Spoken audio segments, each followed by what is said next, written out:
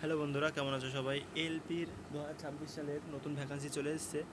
তো তোমরা দেখতে পাচ্ছ যে কত কি ভ্যাকান্সি আছে না আছে সব বলছি, ঠিক আছে? তার জন্য তোমরা চ্যানেলটাকে সাবস্ক্রাইব করে দাও, লাইক করে দাও, শেয়ার করে দাও বন্ধুদের কাছে, ঠিক আছে? দেখো, 15 তারিখ থেকে ফর্মটা চালু হয়ে গেছে, 15ই মে।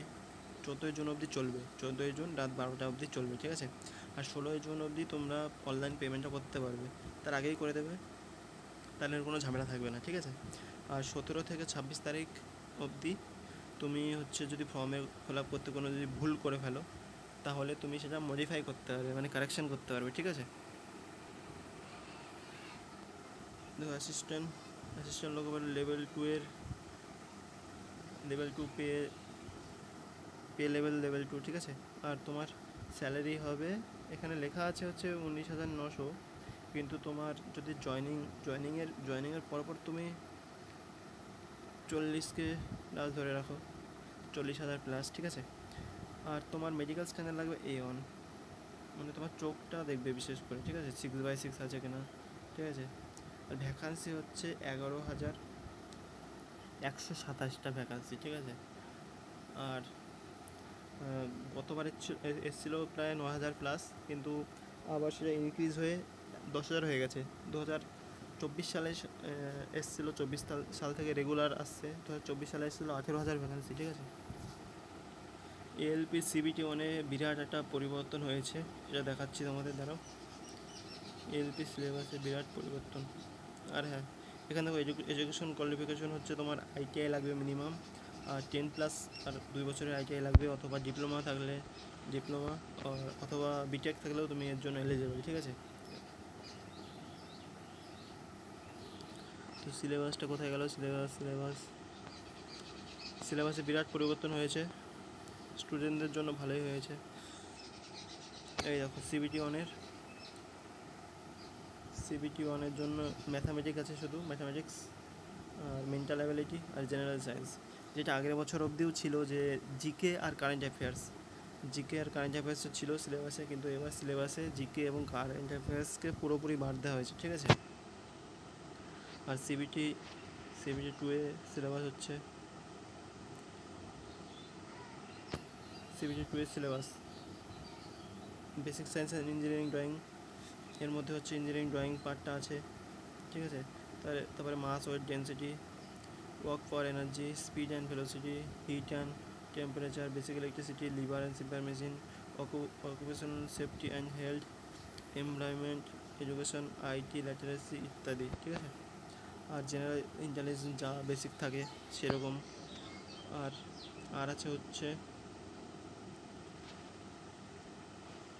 ম্যাথামেটিক্স ম্যাথামেটিক্স, ঠিক আছে? দেখে নাও, সিলেবাসটা দেখে নাও ভালো করে। এবার আসছি আসল ব্যাপারে, যে কোন জোনে কতগুলো ভ্যাকান্সি আছে। দেখো, আহমেদাবাদ,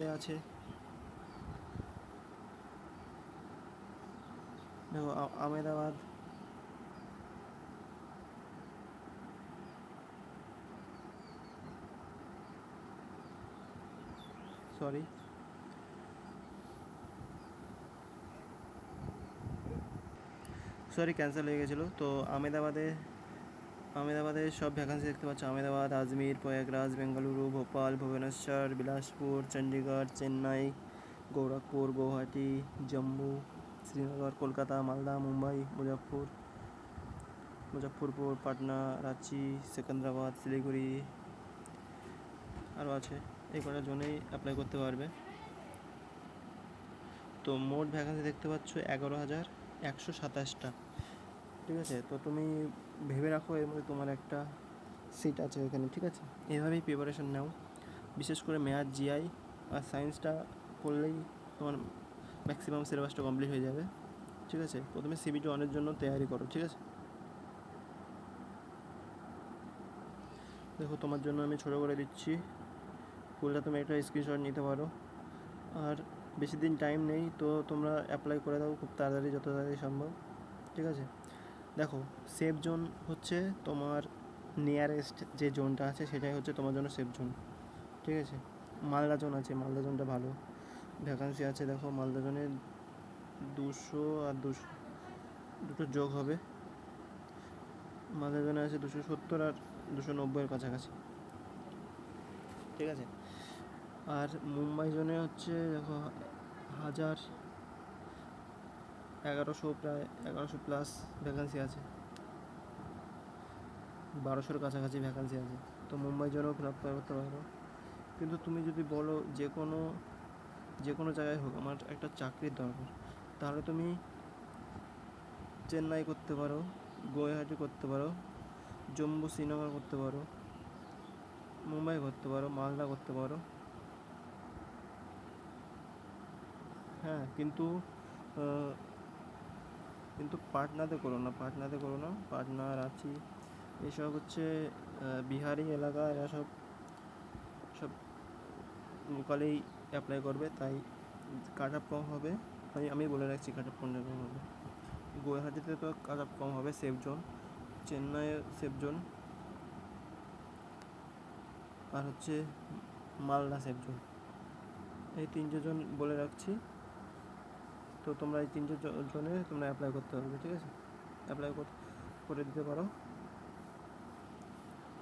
এই তো চেন্নাই, গুয়াহাটি আর মালদাতে ভালোই ভ্যাকান্সি আছে, গুয়াহাটিতেও ভালো ভ্যাকান্সি আছে, ঠিক আছে।